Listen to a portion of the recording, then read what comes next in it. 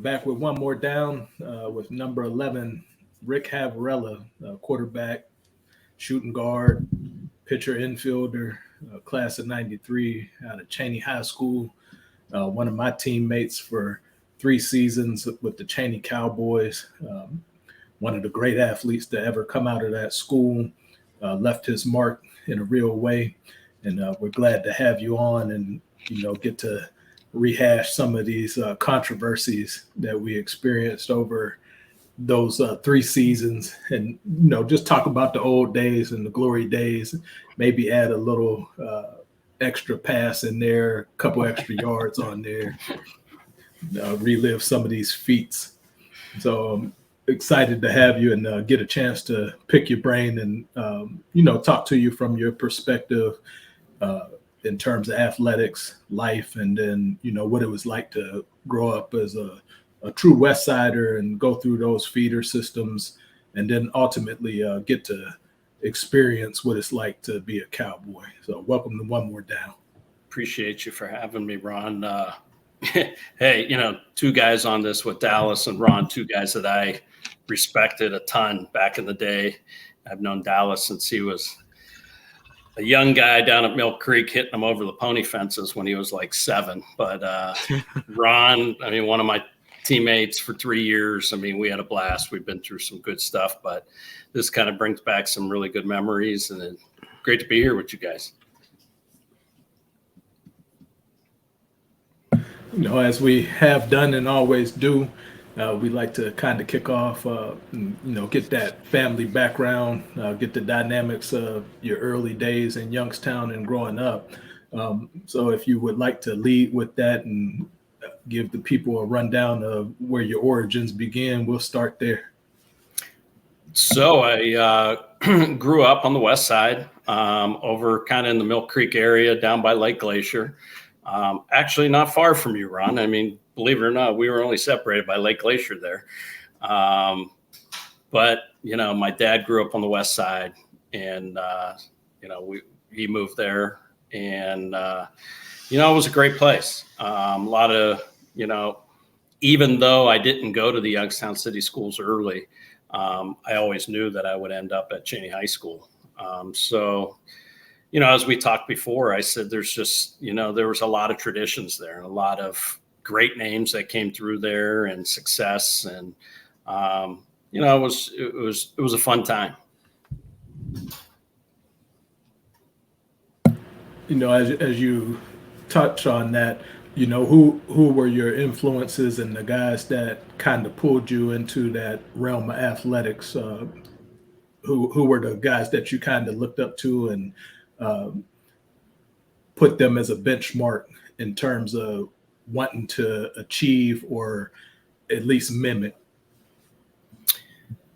Yeah. So, probably early on, my first recollection of going to Friday night Chaney games with my dad and even before my brother got into high school, you had the likes of Michael Kernan and, Jim Vivo and some of those guys that played before. And then obviously I didn't see in high school, but like the Jerry Osowskis, the Michael Zordiches, and kind of following their careers as they went to college and obviously on to the NFL. And, and even from, I had a lot of neighbors and friends that played baseball and basketball. So, I was in and out of, the high school, whether it was for basketball games, going to Rocky Ridge for baseball games, or, the most anticipated Friday night, that first game of the year against Austintown Fitch.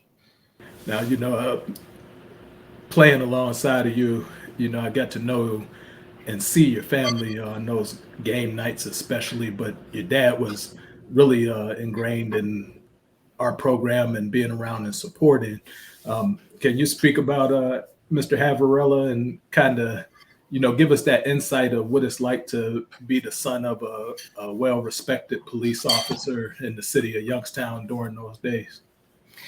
Yeah, God, my dad, he was my biggest fan, whether it was, in Little League or, as I got older and then got into high school, he was always there. He was a guy that loved to go watch practices. He'd sit up on the top of the hill and during high school football practices and, watch a simple practice, but loved to do it. He was always at games. He was a big Youngstown guy. He was a guy that took a lot of pride in the city, obviously, being a policeman in the city, but, growing up there and telling stories of all sides of town. So, at a young age, I took a lot of pride in the city of Youngstown, and, what it offered, whether it was from the university, whether it was from, the 5 high schools we had at the time. But it was a big deal, and he followed me all the way through college. I remember playing down at Troy State one time, it's like a 15-hour drive, and you look over and there he is. He wasn't missing games, and and he kind of did the same thing with my kids, and still just he can't get out and about too much, but streaming has changed that, and he's still able to see games, either televised or streamed through the internet. So he played a big role, and obviously my mom did as well, just from a different aspect.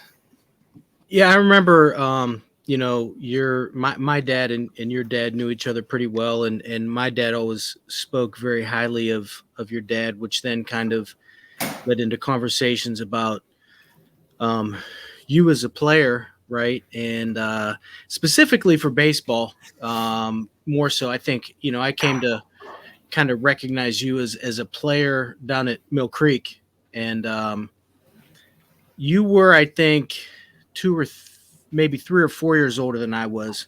So you were that next level up that all the, young guys kind of looked up to. And did you recognize that you were a player, a leader? And I know you're a humble guy, but did you recognize that people kind of looked at you and saw some of those things in you?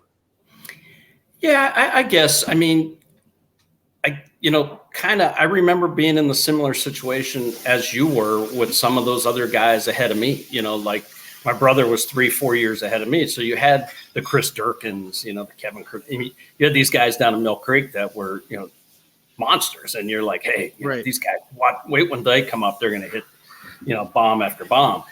So, you want to be that guy when you're 9 and 10, right. You want to be like those guys at 11 and 12. I remember, the older guys walking down with their metal cleats on the concrete at Mill Creek, like to the concession stand, you're like in awe of, and they're 13 and 14-year-olds, but to you, they look like Major League Baseball players. So I think you always want to be in that, that spotlight. When you get to that point, you want to be one of those guys. You want the younger kids to say, oh yeah, come up to you. When you come up, they all run out behind the home run fence because thinking you're going to hit one. And, it was pretty cool. So you went to St. Brendan's. When did you went to St. Brendan's, right? I went to BCC. Oh, okay. All right. So when did you did you go there till 8th grade and then transition to? I didn't. My brother, that was like my church was on Bella Vista right there. That St. Mary's on Bella Vista. Yeah. Was Byzantine Catholic. So BCC out in Poland was our school that kind of fed from our church. So my brother was ahead of me, but he went all the way to 8th grade. I was in 6th grade and I just begged my mother, you got to let me go to Volney. I'm going to Chaney.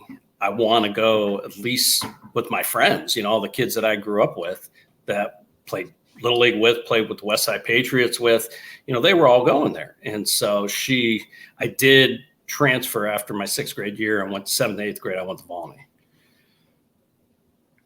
And then what was the dynamic of you played for the Patriots? What other, I think Mager said he played for he played with the little 49ers. Yeah. So what was the dynamic on with the Little League football on the West Side? The West Side Patriots were, the bulk of those kids.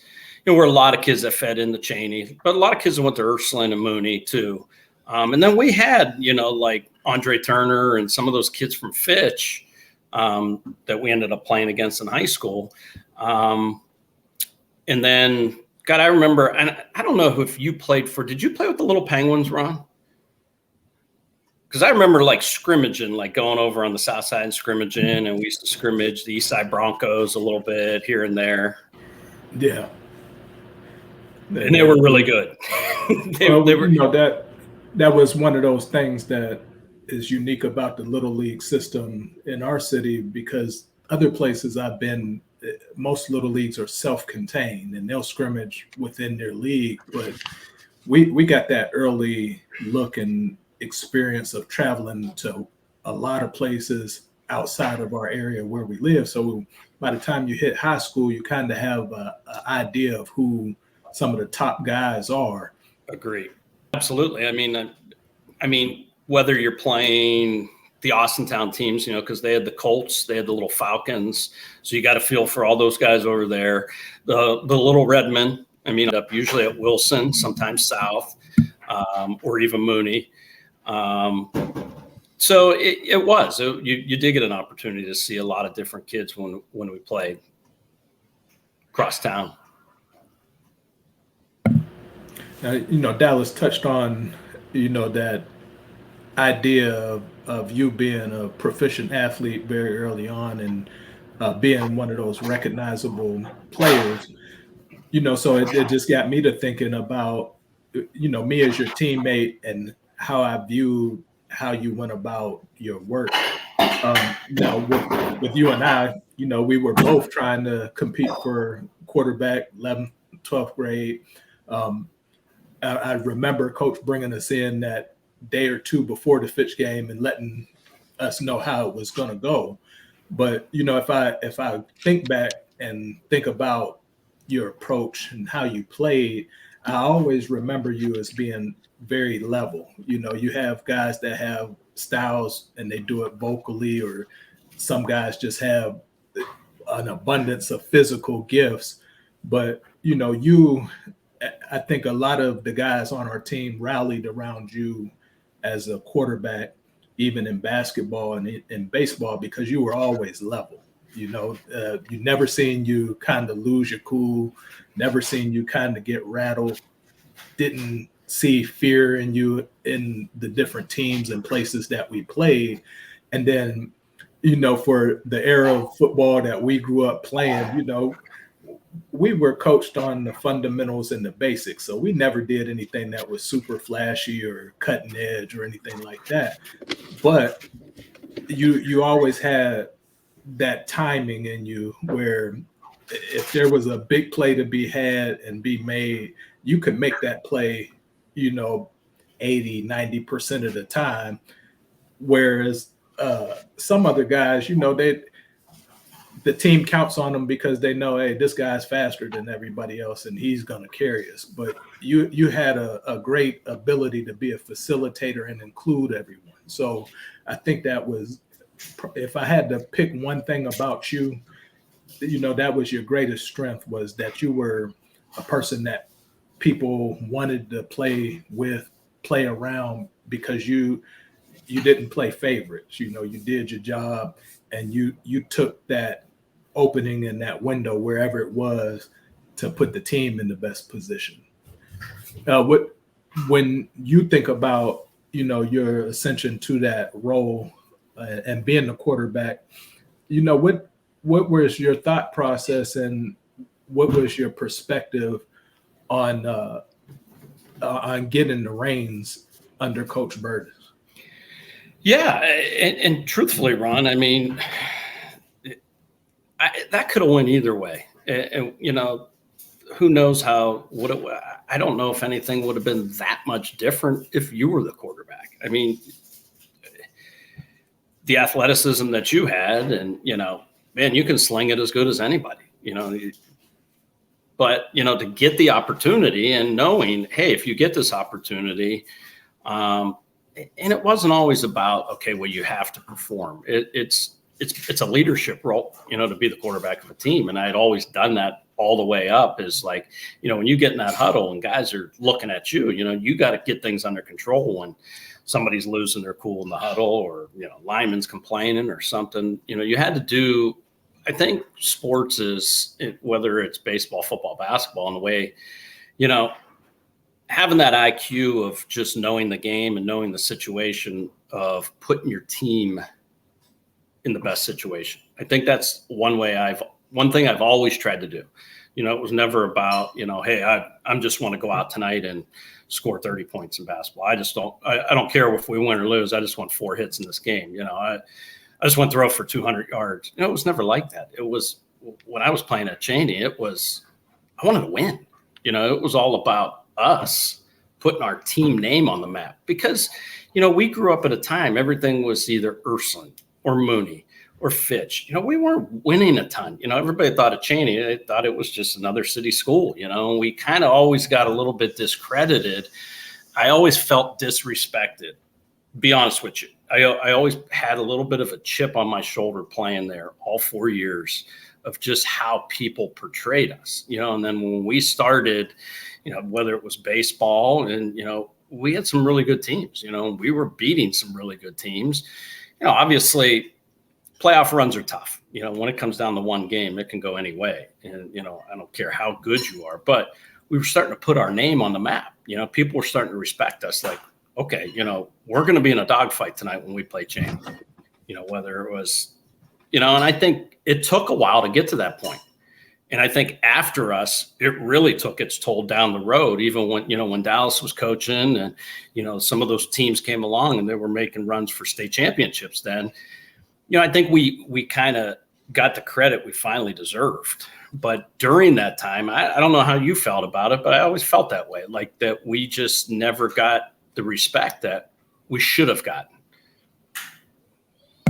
Well, when I think about it, I understand fully what you're saying, because coming from that other side of town, growing up and looking at who you wanted to be like or where you wanted to go, for the vast majority of the guys that matriculated over from the South Side, we wanted to be South Warriors. It's just that the environment wasn't the best fit for us, and our parents, they really made that decision for us as opposed to us making it for ourselves. So for me, coming over to a Chaney, it was brand new territory for me. I had to find myself and acclimate. But the one thing that was familiar was the discipline and the work ethic. We got that same stuff through those little league systems, because the culture at that little league level, it was about winning, and it's about doing it the way the coach is telling you to do it, or if there's a consequence if you don't.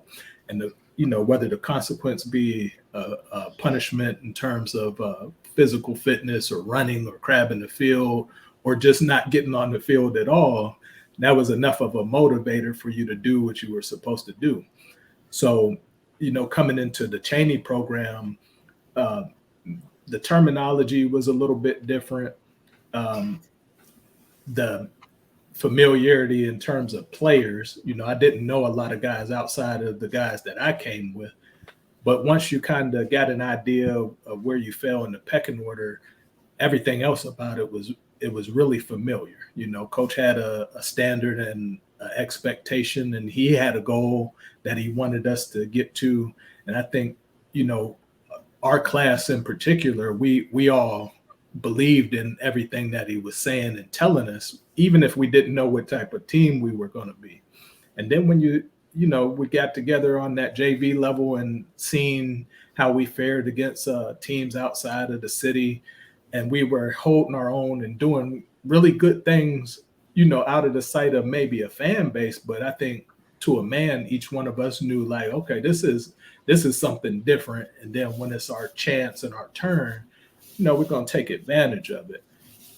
Our junior year, the expectations were high because we had done well.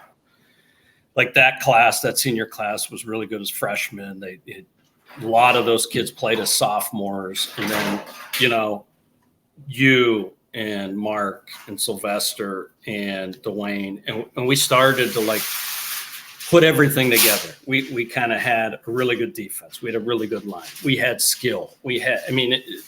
It was there. But were we going to come together? And I heard Mark Heron talk about this a couple of weeks ago. And, I don't think we ever looked at each other any differently, but then this is our team. And I think we got along really well, whether it was in school, whether it was out of school. I think we hung out together, we respected each other to a point where, and that's why we still have the friendships we do today. And I think, that's a tough, at that time, that was not normal, we were kind of an anomaly at that time. And when the whole racial balance thing was happening in the city schools, and I know you guys took heat too when you didn't play for, South or Wilson, but we had something special, and I think the chemistry came together. And I think that's what Mark said is, we really had good team chemistry. Absolutely. I don't remember any issues in terms of jealousy or, thinking that you got a raw deal because a person was placed here, or here. And then, at the end of the day, you definitely want to be a winner. So if it's not based on a win at the end of the day, what is the other stuff worth, Absolutely. And I think a lot of guys too were, we started building that caliber where guys, their goal was to play at the next level. So, we competed.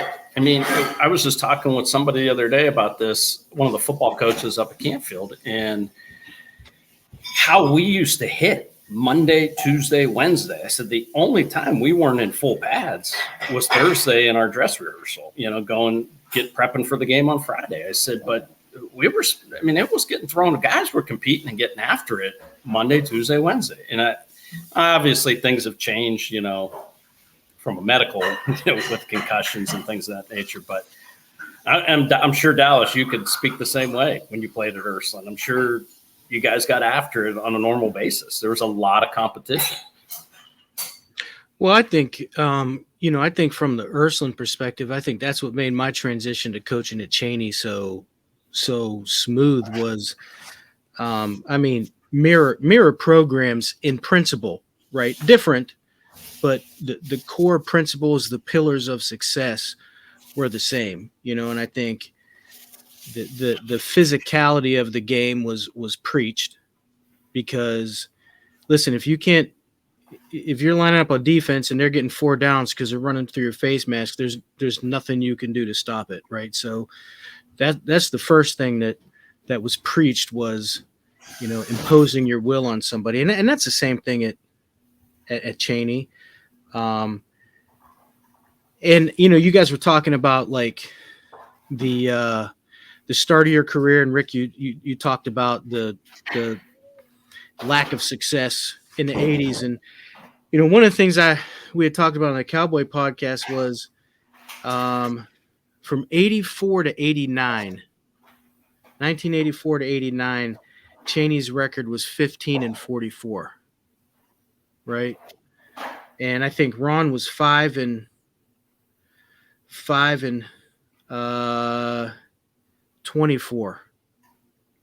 So that's the first 4 years. And then in 90, which I think your guys' sophomore year. Correct. Right? So from 90 to 2004, and you talk about the success that was had after, 116-41. So, you guys have 24 wins in your career, first playoff appearance, first playoff win, first city title in a number of years. Like that piece, you guys and what you're talking about is the springboard, not just for your success, but the next nearly, 10 years, next decade of kids going to playoff, winning city titles, getting that recognition. It was a special time for sure.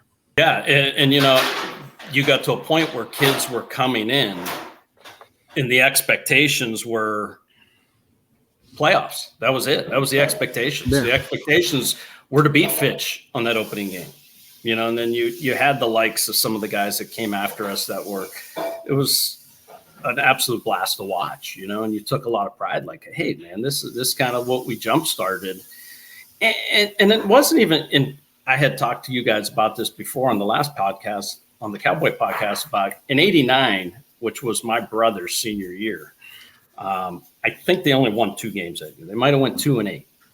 They went 2-8, but the way they played the game, I went down to Steubenville that year, and Steubenville ended up being state champs that year. I mean, they were incredible.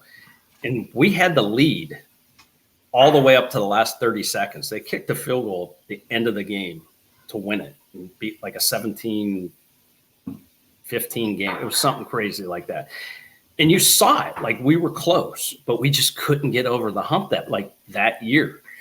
Played Ursuline really well, and that was one of the crazy talented teams when they had like Clinton Lynch, Locke Beecham, and Diallo was there, and a lot of D1 players. And the city was loaded, in itself, but great Boardman teams played a tough game. I think the only game they really got kind of blown out might have been the Fitch game a little bit, at second half. But yeah, to be part of that and to be something that kind of the spark that got it going was something special. And I'm sure Ron feels the same way about that. I do. I think, part of getting out of a losing culture is getting the opportunity to see what success feels like. And we got that being part of that city championship team our sophomore year. We contributed some in ways on the periphery, special teams or what have you, but just watching those guys and how they stayed in and were able to, because when you think about that year, even the city and the league games, those weren't easy games for that group of seniors and juniors that started. I remember South, that was a pretty close game. I think we won 13-6, and that came off of a great reverse with Aubrey Dawson. He took that, and then that put us up on a 1-yard plunge very late in that game. Ran that year. They just had a bunch of talented athletes. Craig Powell is on that team. Pat Humphrey is on that team. We talked to Lamont Finley, who was injured, which I didn't know at that time, but they really had a lot of success because they had been city champs the 2 seasons prior to that. And then even that Wilson team that year, that was one of the years where they had real players. Curtis Fitzgerald was one of the best backs in the city at that time. They had Deion Ingram was on that team.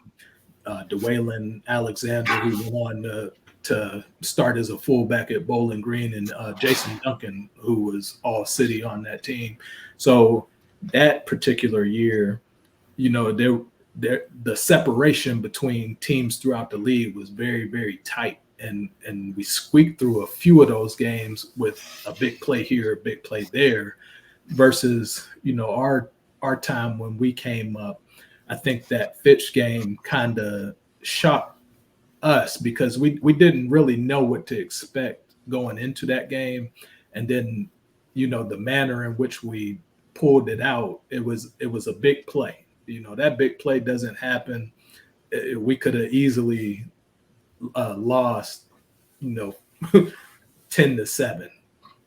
And then we go over to Camel, and even Camel, they were on a nice long run of having deep playoff runs, Division I guys throughout that program. But we squeaked that out 9-0, and we scored very early. So I'd say for about 3 straight quarters, we really didn't move the ball much, but defensively we had some things go in our favor. So we got off to a really good start that kind of gave us a little bit of a confidence boost going into the meat of the city schedule for that season. Yeah. And, even the Boardman game that year, I remember we were down in East Liverpool, and that was even a good East Liverpool team, hard fought. And, I think, ended up winning by 1 or 2 touchdowns, but like that week Boardman was playing Warren Harding. Warren Harding was number 1 in the country at the time, and they give the score like Boardman upset Warren Harding, whatever. And then I'm thinking, oh man, next week we got to go to Boardman, and it was another dogfight. I think we were losing 3-0 at half and just controlled the line of scrimmage the second half. And I think we even took a knee on the one late in the game. It was packed that night. I remember there was, people all along the gates, all along the fence. And the thing that stands out for me in terms of Fitch and Boardman from that year in particular is the shock factor for their fan base. When they lose to a Chaney team, they lose to a city team. That didn't happen very much throughout the 80s and the 90s. Usually those were wins that were already earmarked on the schedule. But when you go into Boardman Stadium and you see the signs with Black Watch defense and the fans are going crazy, the band is just as big as or it has just as many people in the band as there are in the stands, and they're playing loud. When you get that satisfaction of the silence after it's all said and done, and I know both of you will probably relate to this. You don't put your finger in the air. You don't call attention to yourself, and you lose with or win or lose with class.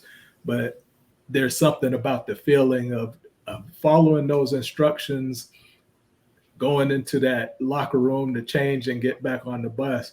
But when you get back to that west side and you get to ring the victory bell, and you not only went over there and got a W, but it wasn't a fluke. You really dominated the rest of that season. There was just no doubt about. It's more like, hey, who are you gonna put up next? Who's next? Yeah, I think that Boardman game really kind of put us on the map. I think it put us on, like, people were like, okay, these guys are pretty good. I think that game really validated that we were going to get a little bit of respect now. And we didn't have. Benedictine was the only really other game left in the season. And you got to remember, too, only 4 teams made the playoffs at that time. So you either had to go 10-0 or 9-1. And sometimes 9-1 didn't even get you in. So, was that still 4 teams, Dow, when you were in high school? Was it still 4 teams? Yeah, it was only 4.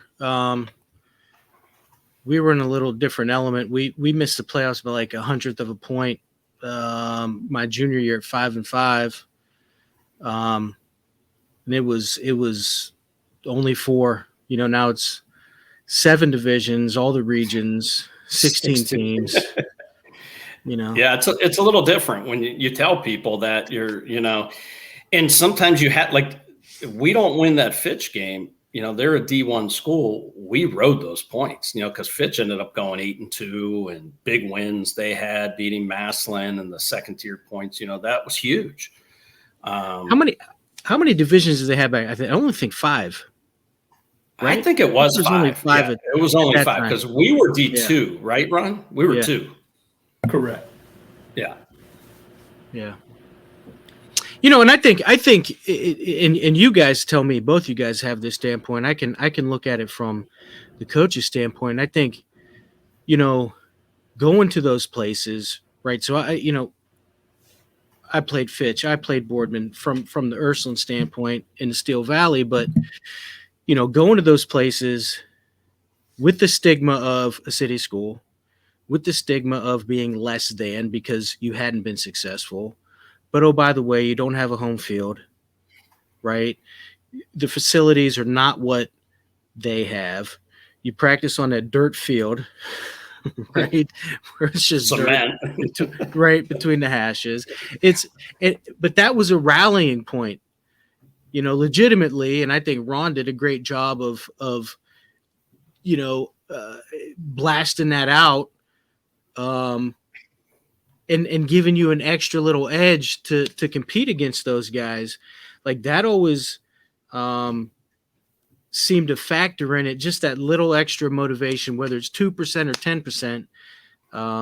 I think that was always there. Did you guys feel that?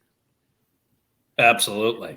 Coach Burtis always talked about that, because we were like a bunch of traveling gypsies. He'd always said, and that was one line he always used to use was, we didn't have a home field. So we were getting on a bus every Friday, whether we're even for city games, and we could be the home team, but we're still traveling, 15 minutes down the road.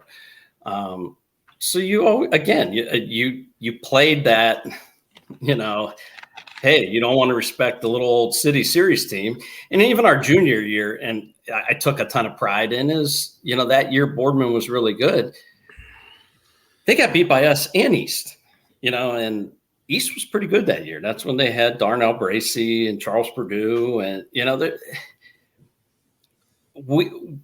we were going to give you everything we had, and that, I think that was something. And I give Coach Burtis a lot of credit because, I think you got to have that leadership. And I think, that hard-nosed leadership created the old hard-nosed Chaney Cowboy football players, and you always heard about it. Like, you hear about in the past how they were Chaney, or they were going to hit you. They were going to play hard, but they didn't always win, but now you were going to get hit, they're going to play hard, and more than likely they're going to win the game.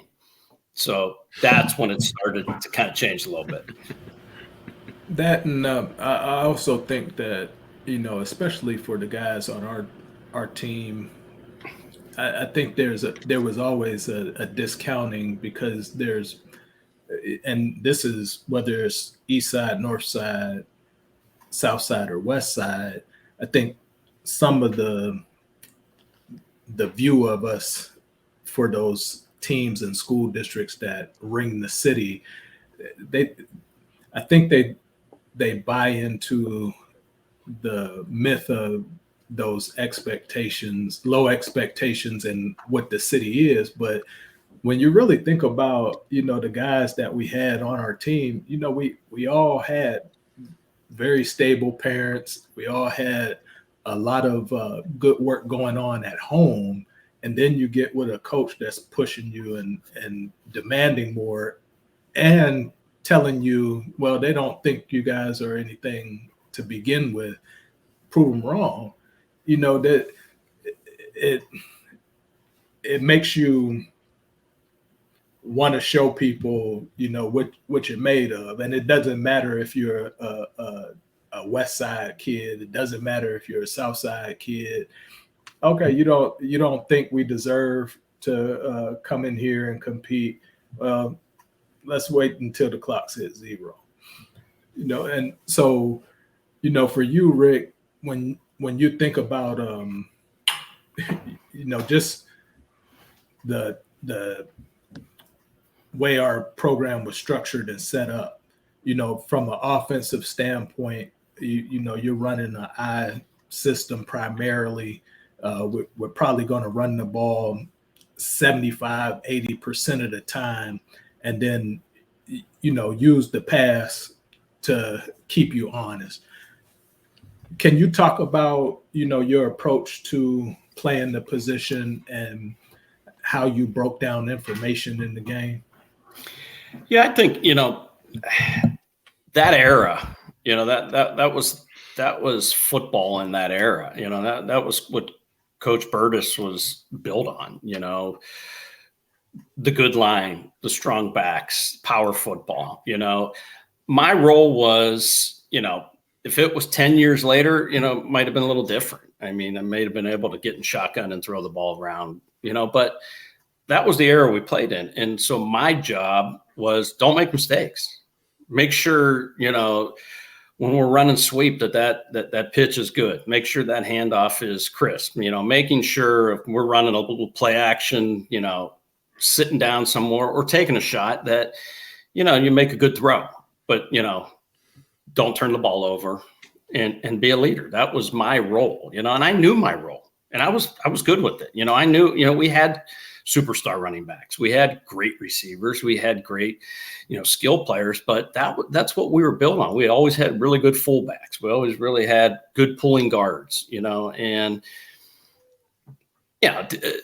did I want to throw the ball more? Absolutely. Any quarterback wants to throw the football, but it goes back to, knowing your role and what came first. And the team came first, and it was about winning football games. So I had to do whatever my job was to help that team win a football game.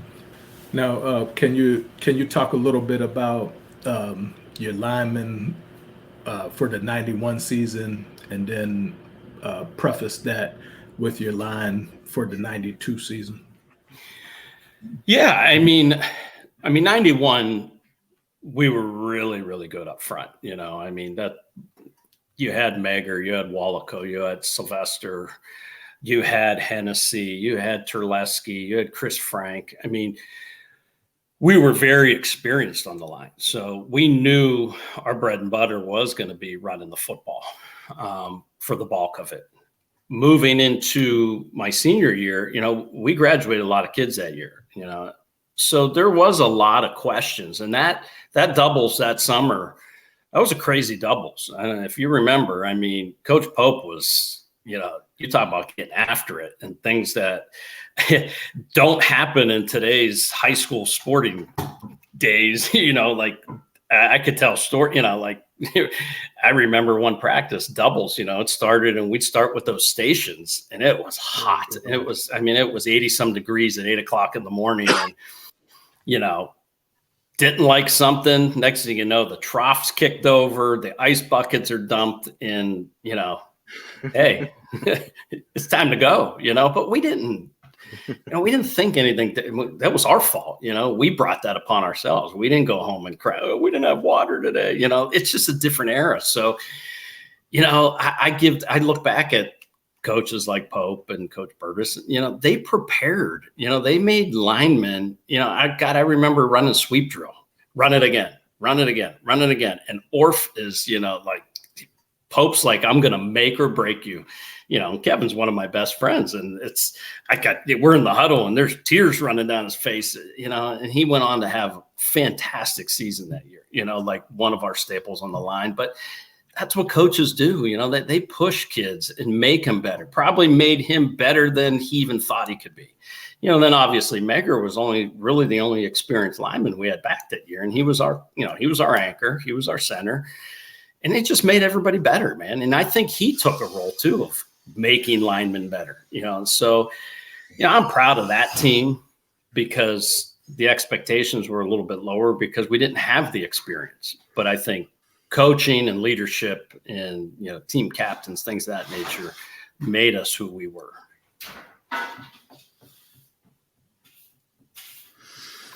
Yeah. Double sessions back in the 90s were much different, probably throughout history into the 90s than they are currently.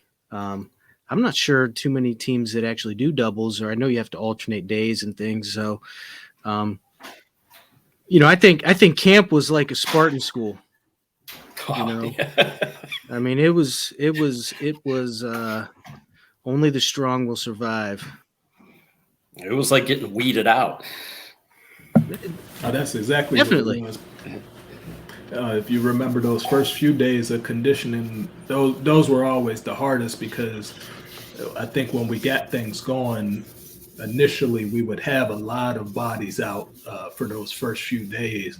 So you already knew that those first 3 days were going to be grueling. It was going to be angry, and you were going to be asked to do way more than you thought you were capable of. But that was just to run off the pretenders, and then once you got into, I'd say a good 2 weeks of that, you didn't even think about it, because you just knew it was going to be this every day until we get to that opening week of the season. And then it'll be a little bit more cerebral.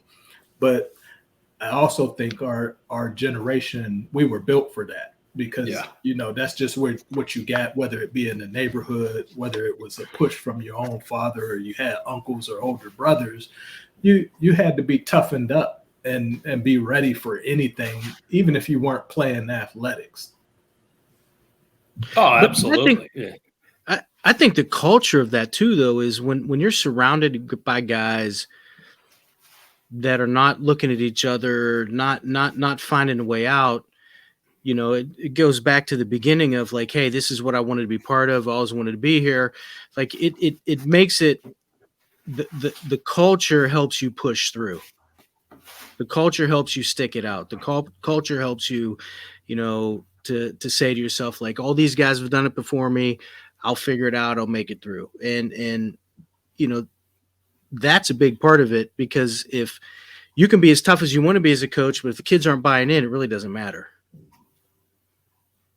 And it also speaks to how bad you really want something. If you say you want to be this or that, one of the things I used to tell my players is you can't talk your way to a championship.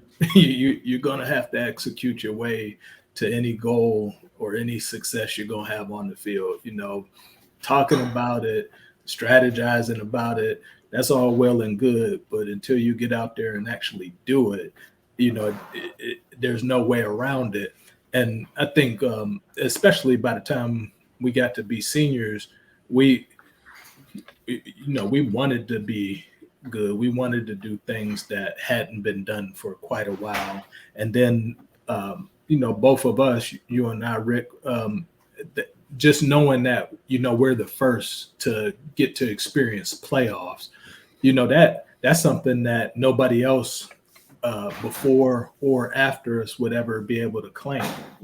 Being able to be the first team to know what a playoff win feels like, that's something that we get to hold with our group forever, and I don't know that makes us any more special or different or better than those previous teams or teams afterwards. But what I do think it does, especially all of these years later, it's the one thing that you can point to know that what you did mattered and what you did counted, and this is the evidence of that. Absolutely. I mean, and that was our thumbprint, and I think that was the thumbprint that kind of triggered the next decade of Chaney football, of, being what it was at that time, because it has to start somewhere. And, to be able to do that and be the first to do it, I think when we were juniors and we kind of got in the playoffs that year, I think everybody was just so excited to be in the playoffs because it had never been done. That it wasn't like, we weren't like, because other schools were, they expected to be in the playoffs, and they expected to win in the playoffs. Like, Cardinal Mooney at that time, that was an expectation. That wasn't, like, hey, we're super happy to be here. We were kind of happy to be there, and then you got to roll in against Steubenville, and it wasn't a great first matchup for us. But then, come that following year, us that played the year before, I think it kind of was like, okay, we did that. Let's win a game. Let's go get it. And, obviously by the way we played in the Bookdale game, was pretty crazy, and there was a lot of things that happened. And obviously, you could say what you want about the blizzard that came through or whatever, but we got after it, we got after it.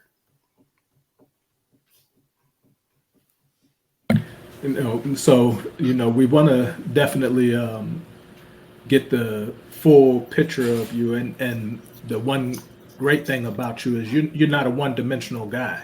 You were a great student academically, very personable in school, well-liked. But you also had the same tenacity, the same approach, the same mindset, and that willingness and that drive to compete in the other sports that you played. You were voted most athletic for our class our senior year, and that was evidence of what you had backed up by what you had done on the gridiron, But I'd like to shift into that basketball lane where you were a 4-year starter under Coach Mullally and really left your thumbprint in that sport. And then I'd also like to, get your thoughts and your memories in relationship to being a great baseball player at Chaney, and not only being a great player, but performing for Coach Popio, who was our defensive coordinator, but, the head skipper for the baseball team. I'd like to kind of get the dichotomy of the personality of Coach Popio, the baseball coach, versus Coach Popio, the football coach. So if you could you kind of take us through, your development in the game of basketball and how that transpired and allowed you to become the type of player that you were in high school? Yeah, I think a lot of it from a basketball standpoint, when I shifted to Volney, and I was following in after, Matt Gilchrist was there and Diallo Anderson was there, and there were some really good athletes, and it's like, okay, well, I've heard this kid can shoot or do, whatever. So you got to kind of, that was the first real challenge that I had in sports because competition was high. There was a lot of good players. The city was playing against some really good kids in the city.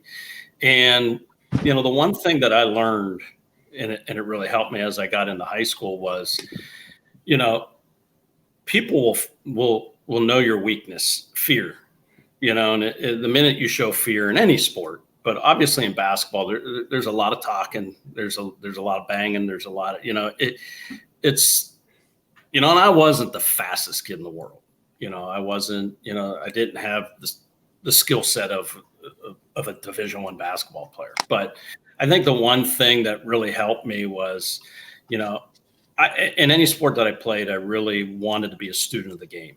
I watched a lot, man. And that's one thing kids don't do a ton anymore. I watched a ton of baseball growing up. I watched a ton of basketball growing up, watched a ton of football. And really, the big Monday games on ESPN and, just to hold your own. And a lot of it's just being in the right place where you're supposed to be and playing hard. And, you got to be able to back especially in the city series, God, basketball was different. Still laugh about it. I mean, some of the best experiences were, and I love basketball.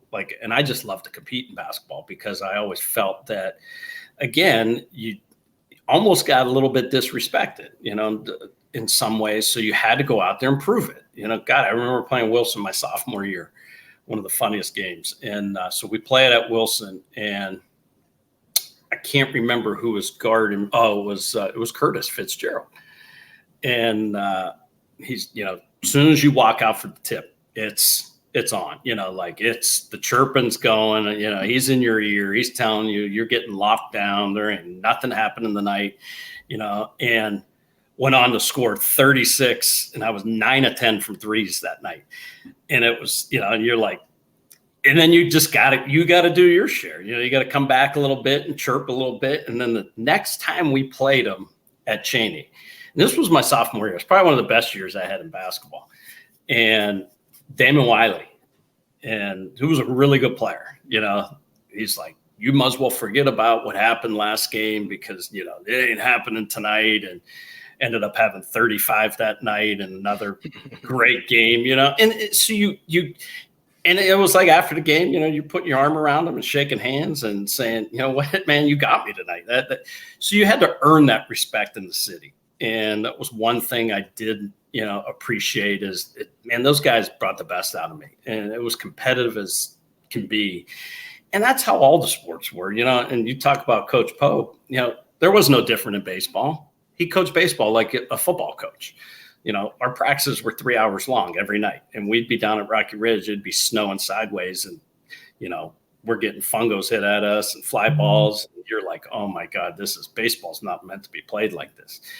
But again, you played your butt off because, that's what you did. You played hard, and Coach Pope was a big part of that, and, in basketball, Coach Mullally was hard too, as much as, there was a lot of we'd compete. I think we were better my junior and senior year, with Mark and Dwayne, and we competed pretty well, but we also had to play in Division I. People don't realize that in baseball and basketball, we were D1. We had to play the number 1 team in the state my senior year. We were playing Stowe. They had Mr. Basketball that year. Like, that's what we get to play. It was like, okay, this is going to be tough. But baseball-wise, it's a little different than today. Like, I'd go out and pitch a game, and, Pope would be like, you good? You good to go back to short, right? And I'm like, yeah. And then, like, a day later, he's like, you got an inning in you still? And it's like, I'm not going to say no, but – that's how it was. And Dallas, you know how it was back then, man. You never told a coach you had a sore arm or I can't play today. Like, I don't ever missing games. I remember playing I had pneumonia one time in football. I think it was my junior year, and like literally like sick as can be. And Burtis is like, I need you just to come up and do team, just take snaps for team. And, but you did it. Like, we didn't say, oh no, I can't, I'm sick. It's what you did, So we were different. I don't care what anybody says. We played things different. We did it differently because it's what was expected of us. And we had thick skin. Coaches were hard on us, but I wouldn't change it for the world.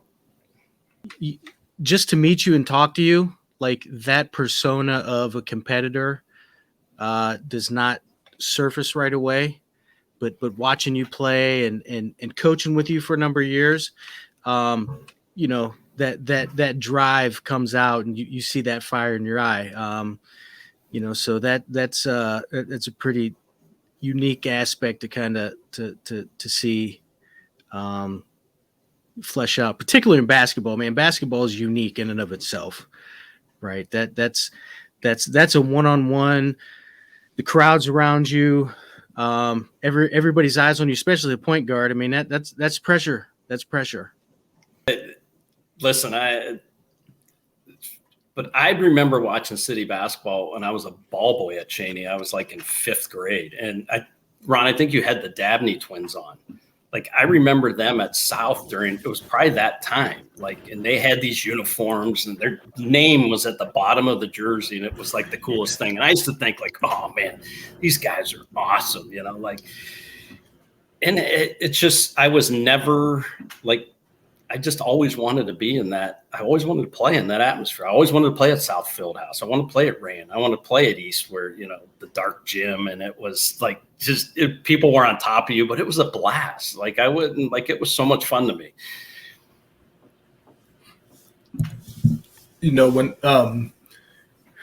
When you've had a career that has been ultra competitive and successful,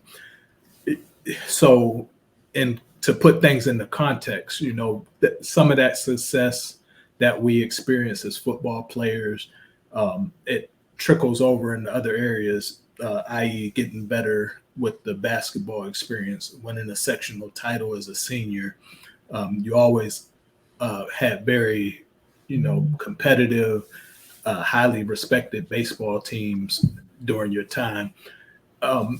For you, what was your thought process, and what were your opportunities like for the different sports in terms of moving on to college? I mean, obviously baseball was my main priority. There were some opportunities, at small schools too. I don't think basketball really ever came into like there was never nothing like, hey, this school would there was really nothing basketball wise. Football, there was opportunities at the small schools. I remember talking to a coach at West Liberty about doing both. And, obviously my number one goal was to play Division I baseball. And, when that opportunity came about, having the chance to play for your hometown team and, be able to play pretty good baseball against the Ohio States and West Virginias and Dukes. And, I think that there was that challenge. I was always looking for that challenge of because I think there was a lot of people that thought that a lot of people think you can't do it. You don't throw hard enough. You're not fast enough. You don't hit the ball far enough. Averages and every. I was like your old school baseball player. I was going to battle you at the plate. I wasn't going to strike out much.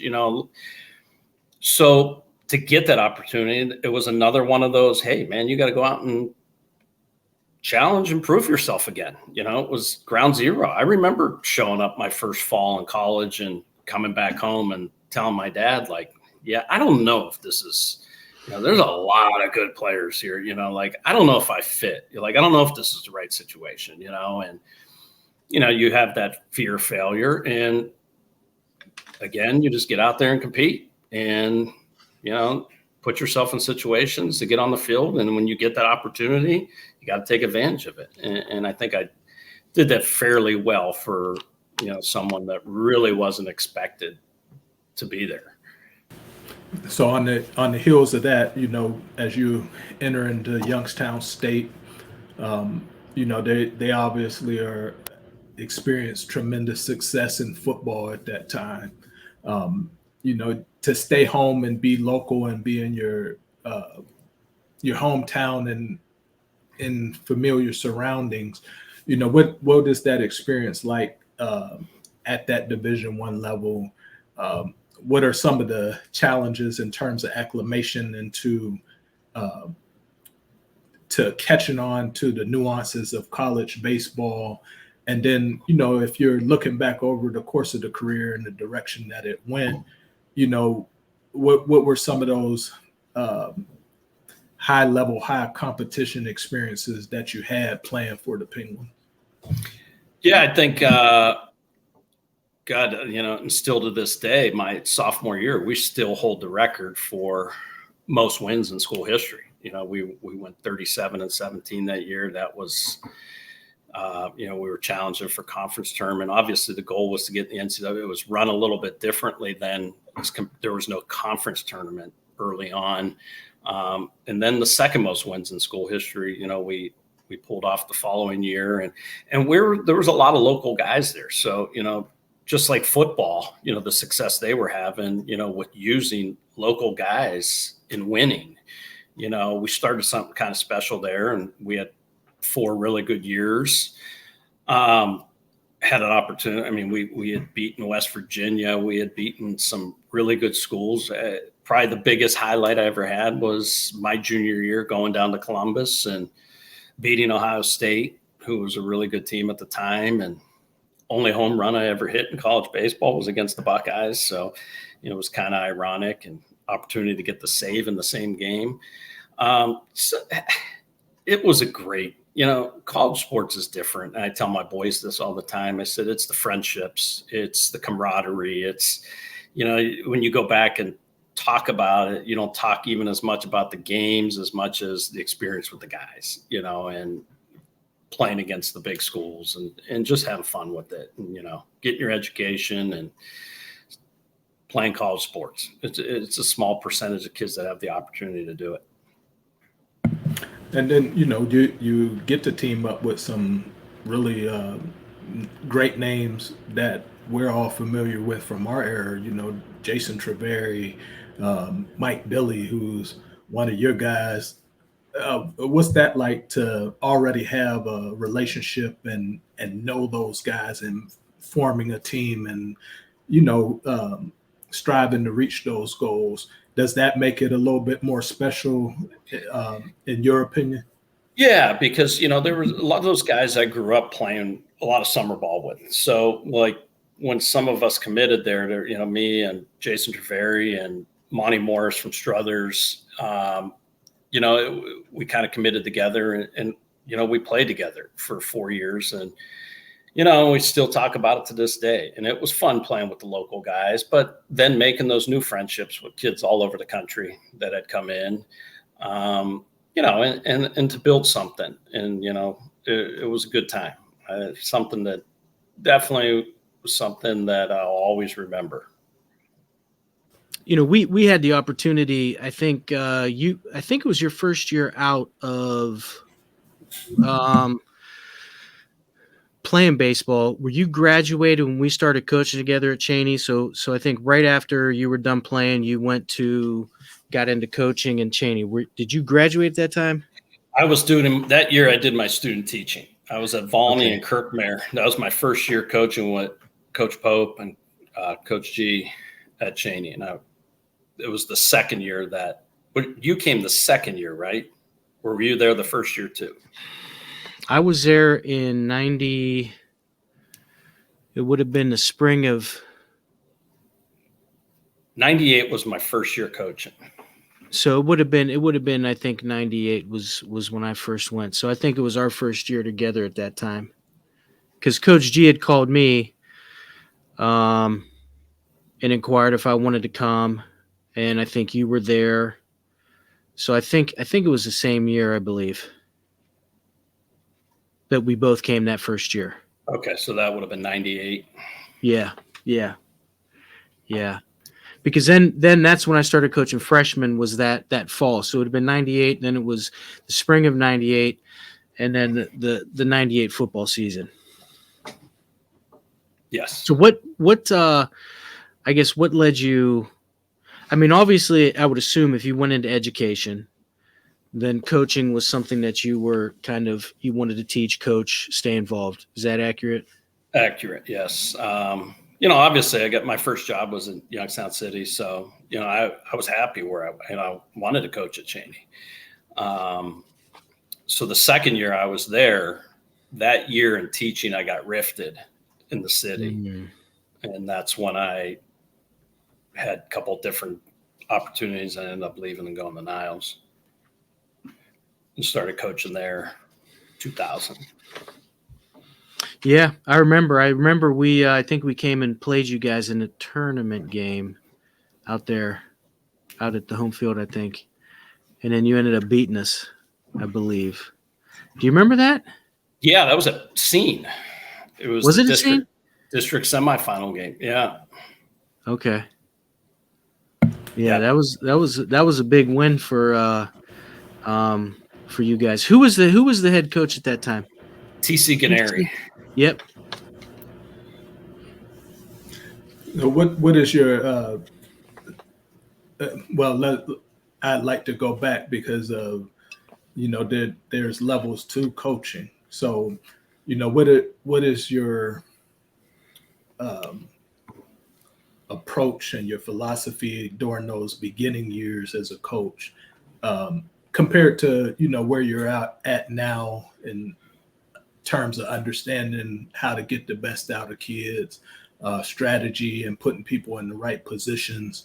Can you take us through your early years as a coach, and then the things that you may have done or the tweaks that you may have made over the years, and how do you relate to players that you interact with and experience now, including your own boys?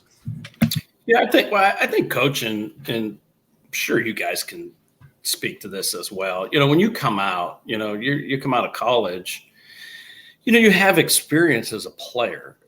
Playing the game, one thing, coaching is completely different. You're 22 years old. You're not far removed from these kids that are still seniors in high school. So, you don't want to come off as, like, oh, this guy thinks he knows it all, and you're trying to figure it out from a teaching aspect. And I think teaching played a key role in that too, because it's no different in managing a classroom versus managing your players on a field. And they know, kids know whether you're blowing smoke up there. Kids know whether you know what you're talking about or you don't. And I think, if you know what you're talking about and have a passion for it, kids jump on board. They want to learn. They want to take instruction. Listen, how I coach now and what I know now, I mean, it's an evolving game, just like football or any other sport. Baseball's evolved in a lot of different ways. What I taught, 30 years ago is a little different than what, I would teach today.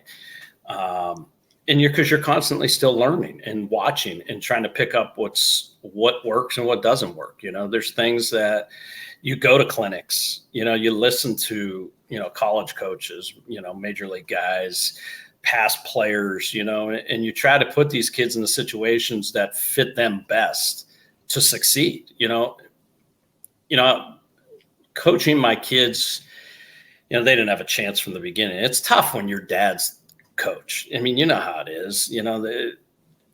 It's nice when they went off to college and now they, but I think as they got older, they kind of come to the realization that I actually did know, believe me, I've been wrong in a lot of ways, but like you work at something. It ain't something, okay, let's work on this today and then we'll come back in a couple of weeks. I kind of ingrained that if you want to play at that next level, or if you want to be good at something, you got to work your butt off. You got to get in there and hit every day. You got to take reps. You got to, it's reps. You got to get bigger. You got to get stronger. You got to get faster. And it's still, to me, the passion, and it helped me stay competitive of getting in a game. I'm sure, Dallas, you feel the same way when you were coaching football. The adrenaline and still in a big game. And even though you're not between the lines or out on the field, we're competitive guys. That's we've always had in our body. We want to win. It's like, it cracks me up when parents are like, yeah, I'm trying to lose this game. I don't want to put our best 9 players out there. Believe me, I want to win more than probably the kids do. It's just, I want to get after you.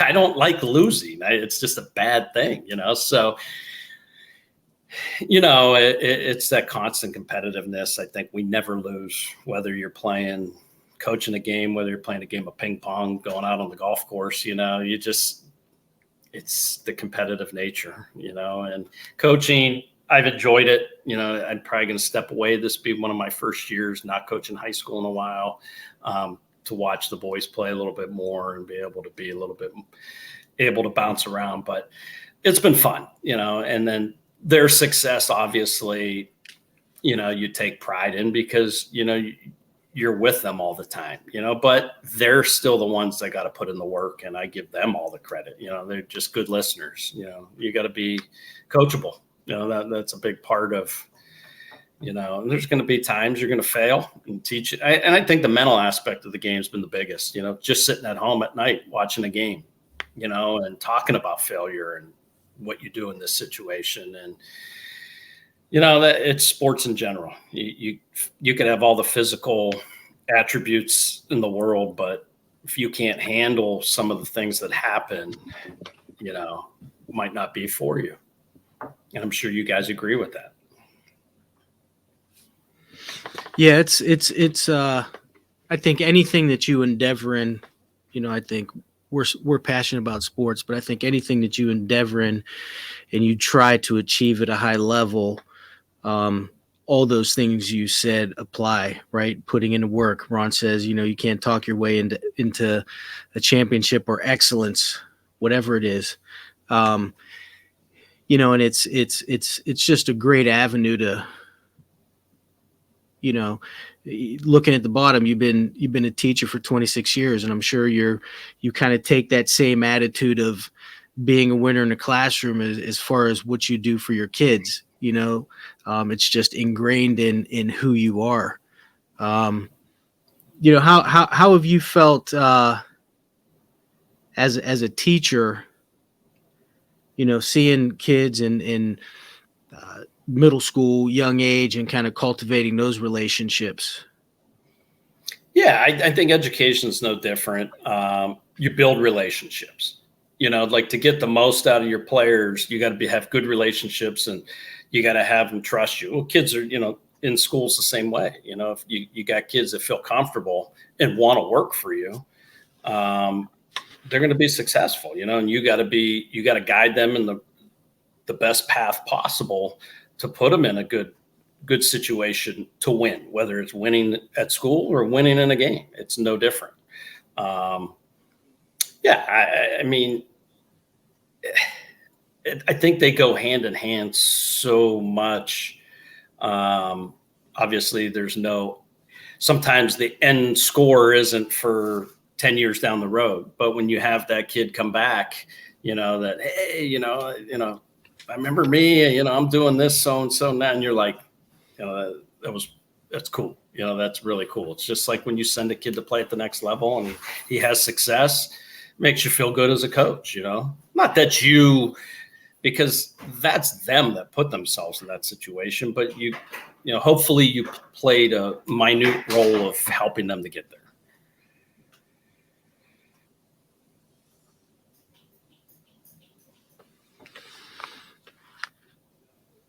Ron, you got anything else?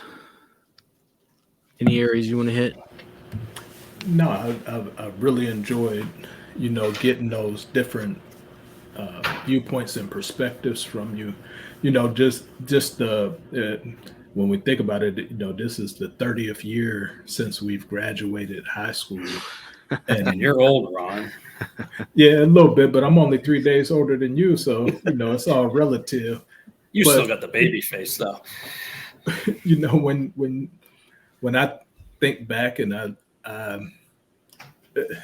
think from the very beginnings, as I got to know you as a classmate first, because I didn't come into Chaney as a individual in the athletic as an athletic participant, but we played pickup ball in gym. I attended games as you were starting to make your presence known on the basketball court. I got a firsthand view of what you were like as a competitor, and the best way that I could describe it is just intense, silent focus. For lack of a better word, really a silent killer. You know what I mean? More like a sniper, because as far as physical presence, there wasn't anything about you that someone could look at you with their naked eye and make an assessment of how good you were in anything that you were invested in. The leadership and the steady hand that you provided over those 2 years as a quarterback, of course, us as receivers, myself, Thompson, Heron, we would have loved to have the ball more, but I think we were all very married to the idea of what the program was about and what the team was, what was best for the team. I'll say it that way. And then within that concept, even the few opportunities that we were able to salvage, we still all ended up having opportunities beyond high school to play. And I think that was life-changing for each and every one of us, because it sent us into directions for our lives that we may not have considered otherwise. The accolade of being inducted into the Hall of Fame, I think it was very well deserved.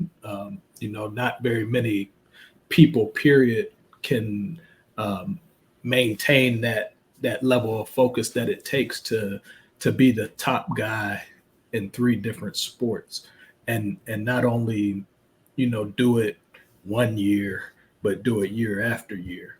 The great experience of being a Division I baseball player, and then taking that experience and becoming a teacher of the game to others, to me, that's the ultimate form of respect, is paying it back. So, when I take all of those things into consideration and really think about who you are as a man, who you are as a person, and who you've always been, whether that be an athlete, a student, or just a leader, for you, if you had that one more down and could sum up, that moment for you, what would that be for you? How would you set that up? Can you tell us about it? Whew, one more down. I think if I had one more down,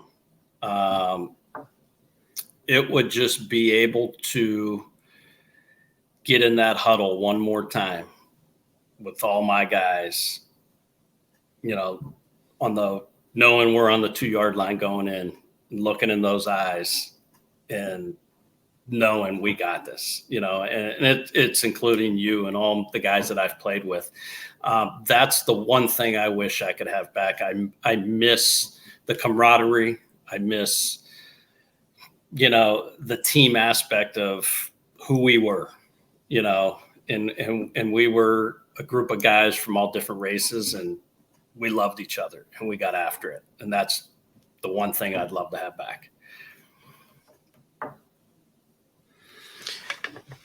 And I think I told this to you when we were talking a while ago when we sat down together with Burtis. And I alluded to in the beginning, when you're coming up and you're growing up and you look at guys that you want to emulate, you being one of those guys for me, then kind of having the opportunity as I transition to,